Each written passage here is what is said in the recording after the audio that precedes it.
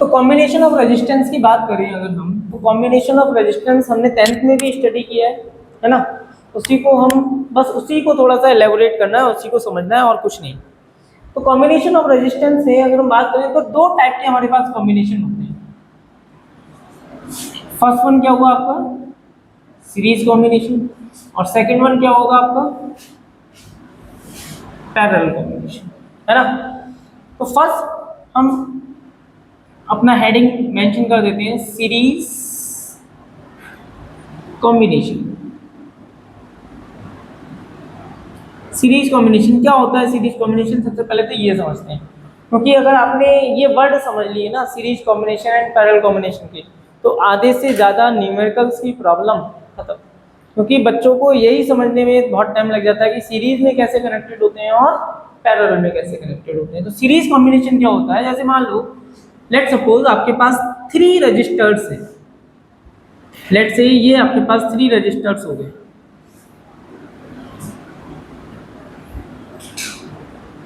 R1, R2 and R3, ठीक है। देखो इस रजिस्टर का एक एंड ये है, लेट से ए, और इस रजिस्टर का R1 रजिस्टर का अनदर एंड ये है, लेट से बी, ठीक है। सिमिलरली R2 का एक एंड बी है, जस्ट फॉर एन एग्जांपल, ठीक है, और R2 का एक एंड ये है। सिमिलरली R3 का एक एंड ये है और R3 का अनदर एंड ये है। इट मींस R1 का एक एंड R2 के सेकेंड एंड से कनेक्टेड है, R3 का एक एंड R2 के सेकेंड एंड से कनेक्टेड है। इट मींस कि यहाँ पर जो रजिस्टर्स कनेक्टेड है, रजिस्टर्स जो कनेक्टेड है वो कैसे कनेक्टेड है, end to end, end to end, ठीक है। तो डेफिनेशन क्या होगी सीरीज कॉम्बिनेशन की, when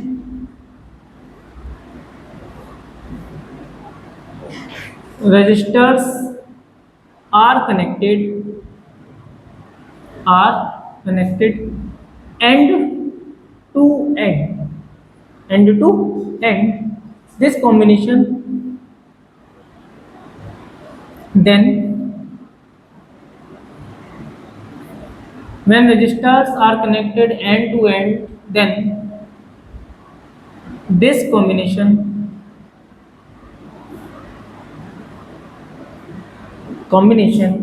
is known as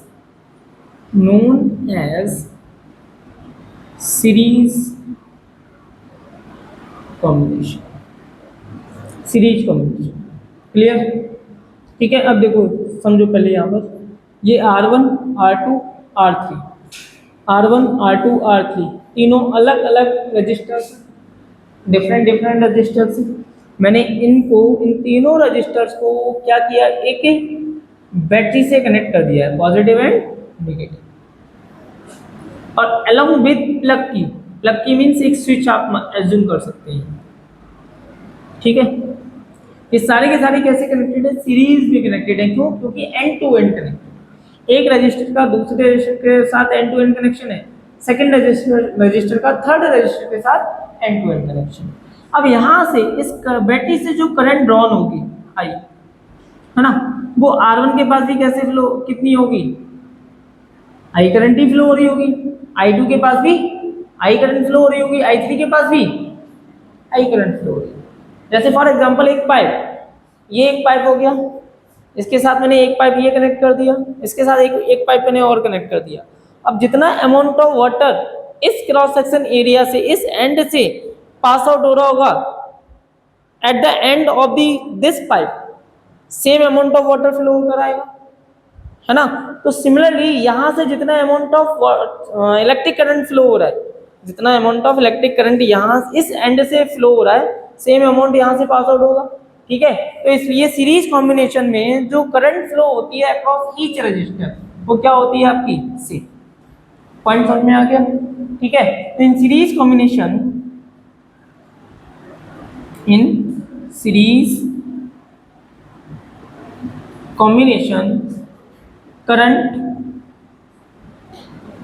current flows through each register is same. Clear? Now अगर मैं ओम्स लॉ को यहाँ पे यूज करता हूँ, यहाँ समझो B is equal to I R, ठीक है, आई क्या है, सेम, सभी रजिस्टर्स के लिए आई सेम है, क्योंकि कौन सा कॉम्बिनेशन है, सीरीज कॉम्बिनेशन है। अब इस सभी रजिस्टर्स के लिए आई सेम है, तो आई क्या हो गया, कांस्टेंट, है ना। तो V directly proportional to R, V directly proportional to R, क्योंकि आई क्या है, सभी के लिए कांस्टेंट है। इट मीन R1 अगर चेंज है तो B भी चेंज होगा, R2 अगर चेंज है तो B भी चेंज होगा। It mean voltage across each resistors different, हर एक रजिस्टर के अक्रॉस जो वोल्टेज है वो क्या है आपका, डिफरेंट। कॉन्सेप्ट समझ में आ गया, ठीक है, पॉइंट समझ आया भाई। अगर करंट सेम है तो वोल्टेज क्या होगी, डिफरेंट होगी। क्यों डिफरेंट होगी, क्योंकि R1 R2 R3 की वैल्यू डिफरेंट है, और R1 R2 R3 की वैल्यूज डिफरेंट है, तो ओम्स लॉ से V की भी वैल्यू क्या होनी चाहिए, डिफरेंट होनी चाहिए। क्लियर, ठीक है। तो voltage across, next point, voltage across each resistor is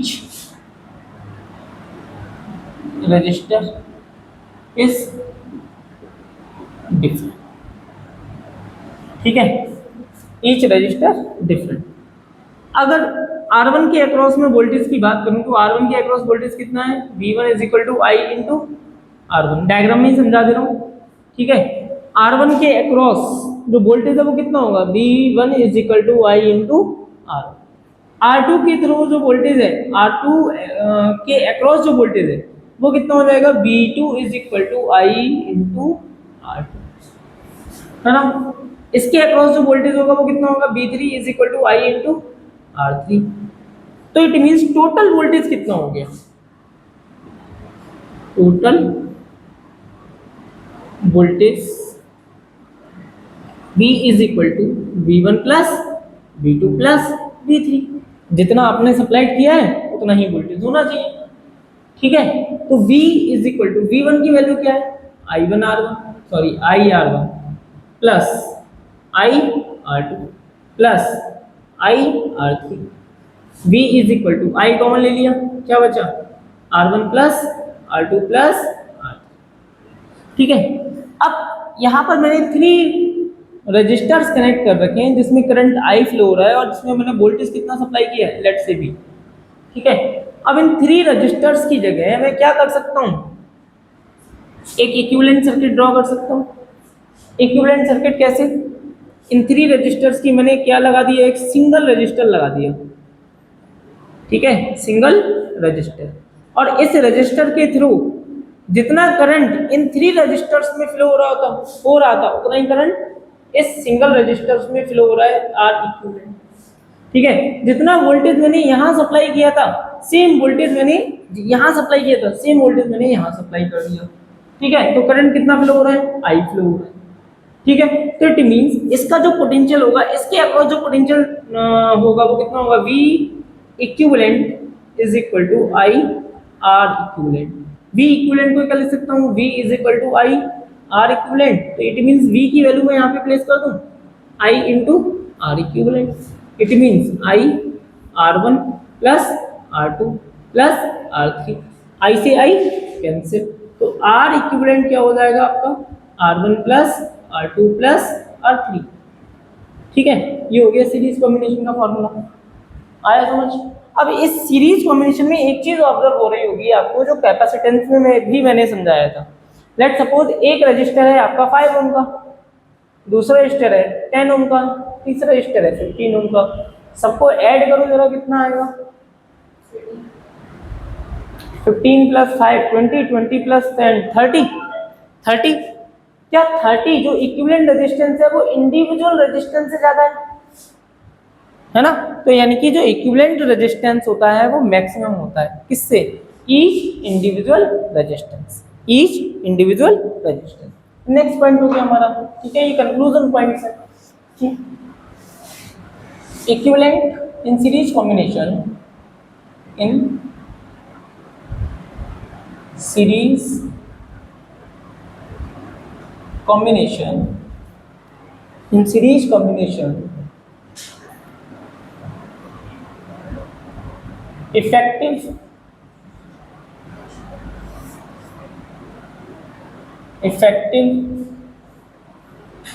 resistance is maximum from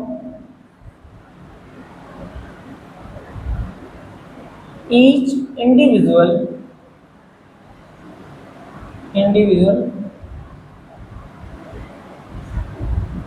resistance, each individual resistance। ठीक है, दूसरा पॉइंट अगर हम देखें, सेकंड पॉइंट छोड़ो, मेन पॉइंट हमारा यही है। ठीक है, तो क्या क्या पॉइंट सीरीज कॉम्बिनेशन में क्या क्या पॉइंट पता चले। सबसे पहला पॉइंट, जो रजिस्टर्स कनेक्टेड होते हैं वो एंड टू एंड कनेक्शन होगा। ठीक है, दूसरा पॉइंट, सीरीज कॉम्बिनेशन में करंट का जो फ्लो होता है थ्रू ईच रजिस्टर वो कैसा होगा, सेम होगा। अगर R1 में 10 एम्पियर करंट फ्लो हो रही है तो R2 में भी 10 और R3 में भी 10 एम्पियर। क्लियर। ठीक है, अब थर्ड थिंग, जो फॉर्मूला है वो हमारा क्या होता है, R equivalent is equal to R1 plus R2 plus R3। अगर n number of registers connected है तब फॉर्मूला क्या हो जाएगा, n number of registers connected है तब formula dot dot dot dot R। सबको हम किस में कनेक्ट कर देंगे, अलजेब्रिकली सम कर देंगे, तो क्या फाइंड आउट हो जाएगा हमारा R इक्विवेलेंट। तीसरा पॉइंट या नेक्स्ट पॉइंट की बात करें तो R इक्विवेलेंट जो ऑब्टेन हो रहा है इस कॉम्बिनेशन से वो इंडिविजुअल रेजिस्टेंस से क्या होगा, ग्रेटर होगा। एक एग्जांपल से समझा था हमने, इनका सम कितना आ रहा था, इनका इक्विवेलेंट कितना आ रहा था 30, जो इंडिविजुअल रेजिस्टेंसेस से क्या है, मैक्सिमम ज्यादा। आगे बात समझ क्लियर हो गया। ठीक है, नोट डाउन। पैरेलल कॉम्बिनेशन की बात करें तो मेरे पास क्या है, कुछ रजिस्टर्स हैं। लेट सपोज 3 रजिस्टर्स हम कंसीडर करते हैं, ज्यादा करने की जरूरत नहीं है। 1 2 एंड 3। ठीक है, first resistor R1, second register R2 and third register R3। इन सब का एक कॉमन पॉइंट ये है, मतलब एक एंड ये है, एक एंड ये है, एक एंड ये है, और इन सभी रजिस्टर्स का अनदर एंड ये है, ये है, ये। ठीक है, अब जितने भी ये फर्स्ट एंड हैं वो सारे के सारे एक कॉमन पॉइंट से कनेक्टेड है। लेट से ए, भाई देखो बताओ। ठीक है, first and of all the resistance are connected to one common point. सारे के सारे किससे कनेक्टेड है, एक कॉमन पॉइंट से कनेक्टेड है। नेक्स्ट की अगर हम बात करें तो जितने भी अनदर पॉइंट्स हैं ईच रजिस्टर्स के वो किससे कनेक्टेड है, अदर एंड है, other ends of the conductor are connected to another common point, another common point, let's say B, then this type of combination is said to be parallel combination। तब हम इस type के combination को क्या बोलेंगे, parallel combination. तो definition note कर लेते हैं। डेफिनेशन क्या हो जाएगी, when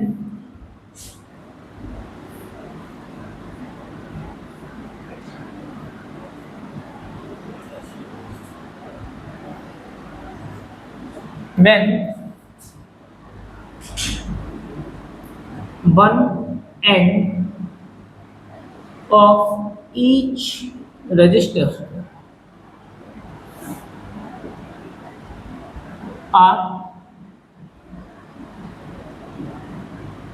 connected to one common point and other ends of these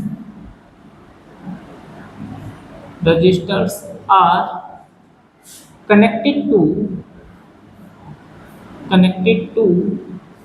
another common point,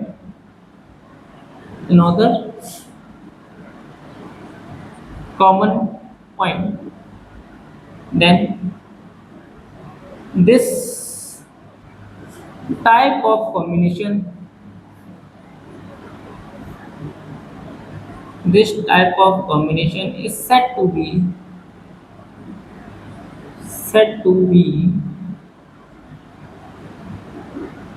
parallel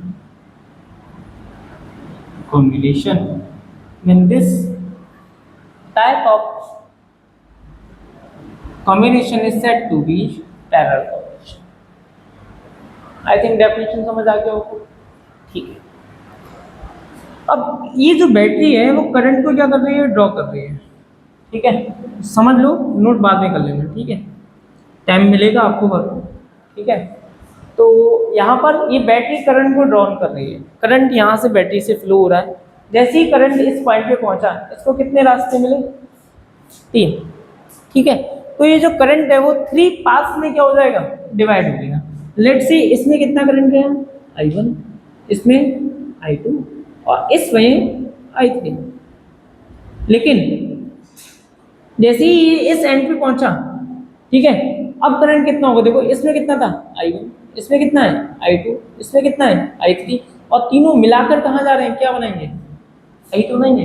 it means इस सर्किट से जितना करंट पास आउट हुआ बैटरी से उतना ही क्या आ रहा है, रिटर्न आ रहा है। क्लियर आ गया, इतना समझ आ गया। जैसे एक एग्जांपल आप इस तरीके से समझ सकते हैं कि 3 पाइप्स हैं, 1 2 3, और 3 पाइप्स को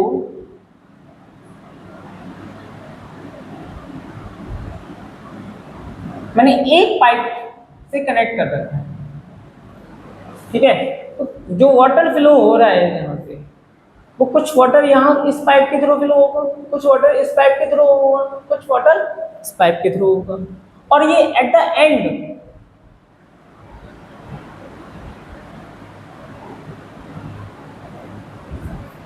कितना वाटर फ्लो होगा, जितना अमाउंट यहाँ से डिस्चार्ज हो रहा था, वाटर फ्लो हो रहा था, उतना amount of same amount of water यहाँ से फ्लो होना स्टार्ट हो जाएगा। सेम कंडीशन है। थोड़ा सा प्रैक्टिकल समझ भी पाए होगे कि करंट यहाँ से जा रहा है, वो डिवाइड हो जाएगा, फिर जाके सेम हो जाएगा। ठीक है, तो अगर मैं इसके इक्विवेलेंट सर्किट की बात करूं, अभी मैं बना देता हूं बात से अच्छा। अगर मैं इसके इक्विवेलेंट सर्किट की बात करूं तो मैंने अभी कितने रेजिस्टर्स लगा रखे हैं, 3। इनकी जगह कितना लगा सकता हूं, मैं सिर्फ एक ही रेजिस्टर से काम को ला सकता हूं, आर इक्विवेलेंट। ठीक है, जिनके through same amount of voltage develop हो और सेम अमाउंट ऑफ क्या फ्लो हो रहा है, आपका करंट फ्लो हो रहा है। ठीक है, तो ये हो गया आर इक्विवेलेंट। ठीक है, अब समझो जरा बात को, तीनों में करंट डिफरेंट है, और तो टोटल करंट जो फ्लो हो रही है बैटरी से वो कितनी है, I। It means I must be equal to I1 plus I2 plus I3, है ना। जितना अमाउंट ऑफ चार्ज फ्लो हो रहा है उतना ही अमाउंट ऑफ चार्ज यहाँ आउट होना चाहिए, according to conservation of charge. जितना चार्ज यहाँ से फ्लो होगा उतना यहाँ से निकलेगा। ठीक है, तो by conservation of charge,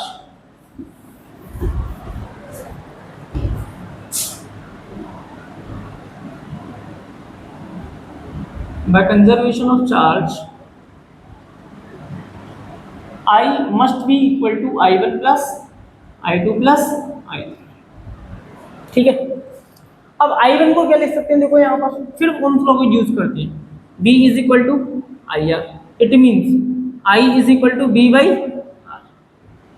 clear, देखो R1 रजिस्टर में कितना करंट फ्लो हो रहा है, I1।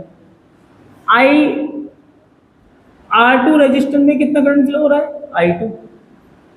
I3 रजिस्टर में कितना करंट फ्लो हो रहा है, R3 में कितना करंट फ्लो हो रहा है, R3। मतलब I1 different, R1 different, R2 different, I2 different, R3 different, I3 भी डिफरेंट। तो एक क्वांटिटी ऐसी नहीं होगी जो क्या होगी, सेम होगी। तो कौन सी क्वांटिटी हुई, वोल्टेज। तो पैरेलल, जब पैरेलल कॉम्बिनेशन होता है तो पैरेलल में जो रजिस्टर के अक्रॉस जो वोल्टेज होता है वो क्या होता है, सेम, बट करंट क्या होता है, डिफरेंट। ठीक है, तो इस पॉइंट को यहाँ नोट कर देता हूँ। In parallel combination, parallel combination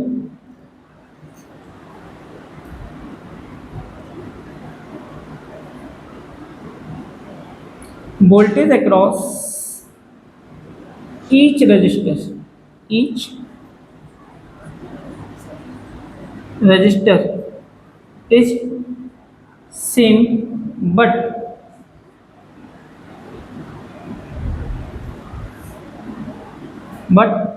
different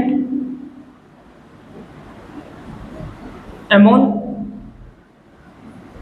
of current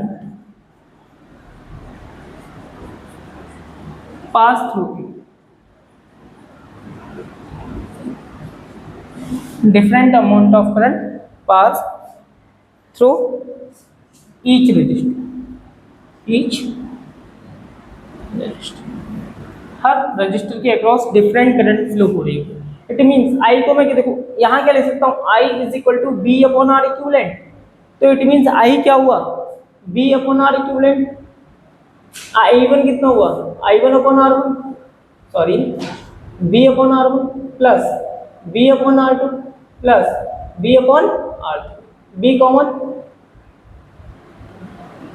B one by R one by R two one by R three ठीक है बी से B cancel then one upon R equivalent is equal to one upon R one plus one upon R two plus one upon R three.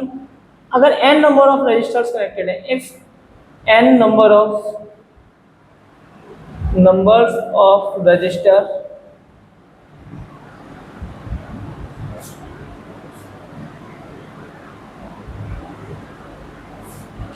Connected in parallel तब क्या formula हो जाएगा one upon R equivalent is equal to one by R one plus one by R two plus one dot dot dot plus one by R. कोई doubt समझ आ गया ठीक है। अब वही कॉन्सेप्ट लेट्स सी इसका रेजिस्टेंस 10 इसका रेजिस्टेंस 15 और इसका रेजिस्टेंस 20 यार इक्विवेलेंट फाइंड आउट करोगे तो कितना होगा इससे तो कम ही होगा क्योंकि रेसिप्रोकल है। देखो रेसिप्रोकल हर एक रेजिस्टेंस का क्या है रेसिप्रोकल है तो इक्विवेलेंट रेजिस्टेंस जो ऑब्टेन होगा वो इंडिविजुअल रेजिस्टेंस से क्या होगा लेस यस और नो ठीक है। तो वही पॉइंट लिख देता हूं यहां पर obtain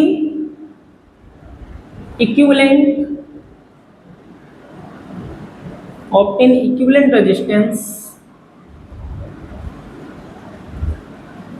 will be is lesser than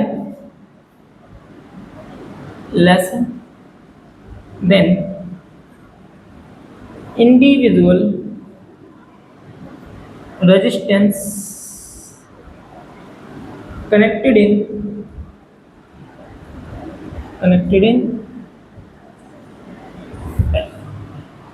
ठीक है। तो आज हमने काफी कुछ स्टडी कर ली factors on which resistance depend ठीक है resistivity conductance conductivity combination of resistor जिसमें दो कॉम्बिनेशन है सीरीज एंड पैरेलल ठीक है। तो कल हम न्यूमेरिकल्स स्टार्ट करेंगे इसके तो थोड़ा बहुत पढ़ के आइएगा ताकि आपको न्यूमेरिकल्स में प्रॉब्लम ठीक है।